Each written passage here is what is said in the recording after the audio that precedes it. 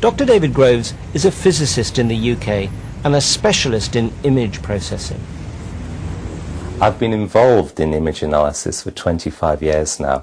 I did my PhD developing holographic computer techniques for analysing images. My company, Quantic Image Processing, use these image processing techniques to extract three-dimensional information from two-dimensional images used in industry and used in medicine. The NASA pictures that I've analysed contain many inconsistencies, a whole core of which have no rational explanation or excuse. David Groves of Quantic Image Processing, using the technological resources at his command, has traced this secondary light source and been able to calculate exactly where an additional light was placed in relation to the camera. If you magnify the photograph and look at the boundary of the porch through which the astronaut is exiting, you can see a fine shadow line around the porch perimeter. This shadow line shows that you have a well-localized source of light to the right of the camera. Most interestingly, there is a hot spot on the heel protector of the astronaut's right-hand boot. This allows us to do some quantitative measurement. We had access to one of these boots with a heel protector from which we could measure very accurately the curvature of that heel protector. Knowing again the focal length of the camera lens, the position of that hotspot on the heel protector and the orientation of the boot in the photograph, we could determine the light path to that source of illumination.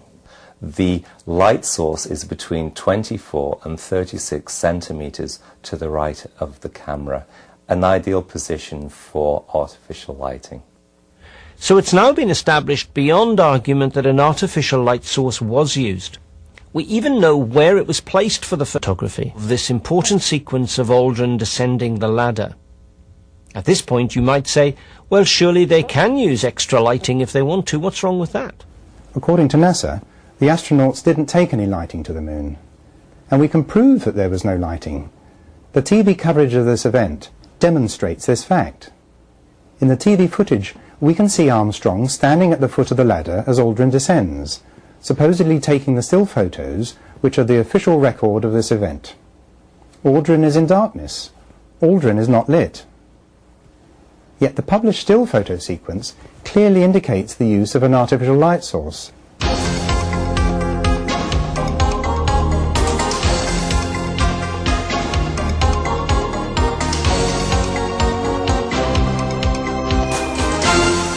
Did Armstrong really take these still photos during Aldrin's descent on the moon? In our opinion, probably not. We propose that this is a completely restaged, or rather pre-staged, set of studio photographs. So, wherever the Aldrin descending the ladder sequence of stills was taken, an artificial source of light was deployed. I know that they had no extra lightning, no flashes or things like that. So it has to be the reflection from the surface. That the astronaut will be adequately lit whilst in the shadow side of the LEM solely from natural light or earthshine bouncing off the lunar surface is an argument advanced by others as well as Jan Lundberg, but it's untenable. To make a direct comparison, the surface of the moon on average has the ability to reflect light from any source whatsoever at whatever distance from its surface to the same degree as asphalt does on Earth, on average approximately 7%. In other words, whatever the strength of the light arriving on the lunar surface, whether by natural or other means, the ability of the average lunar surface to reflect light remains constant.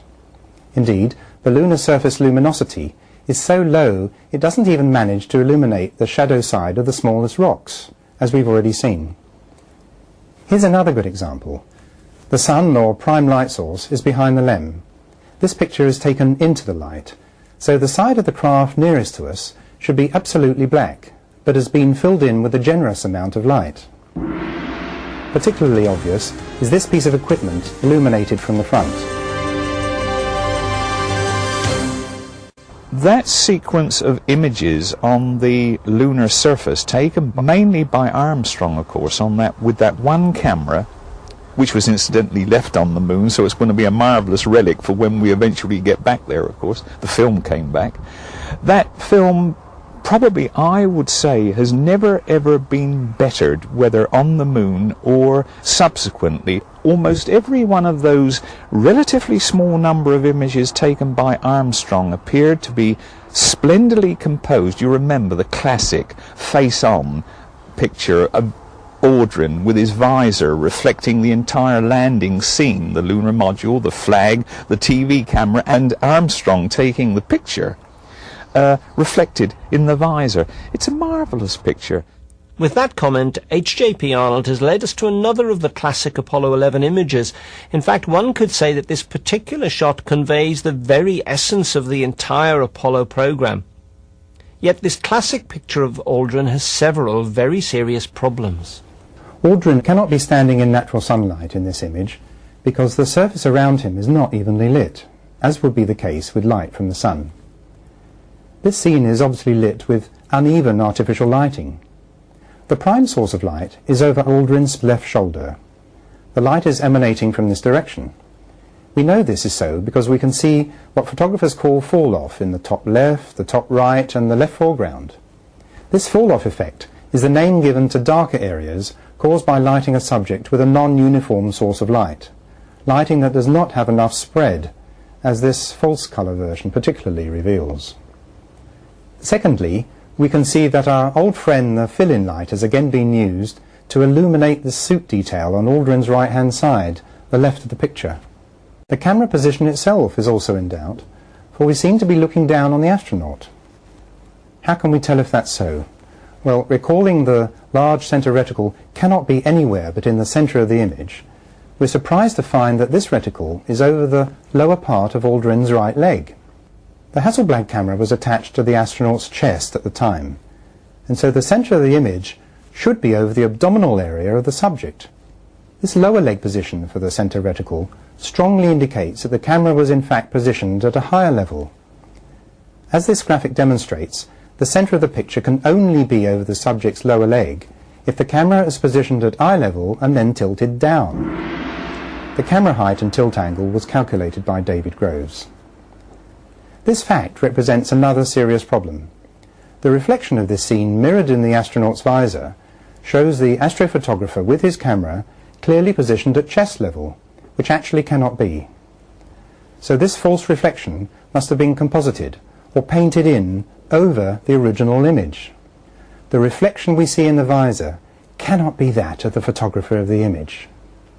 The horizon is a very good datum. On the moon, the horizon effectively acts as a spirit level. We know it's about 89 degrees from the true vertical. Therefore, the position of the horizon cutting through the image of the astronaut shows us the level of the camera when the picture was taken. And if we look at the picture, we can see the horizon cuts very nicely at face level. The camera taking the photograph could have been positioned on the chest of an astronaut, and that astronaut could have been about 2 foot higher than the astronaut that was being photographed. To this end, we could analyze the shadow in the image. Basically, the information we have and can make use of is we know the width of the visor in the image, the focal length of the lens used on the camera.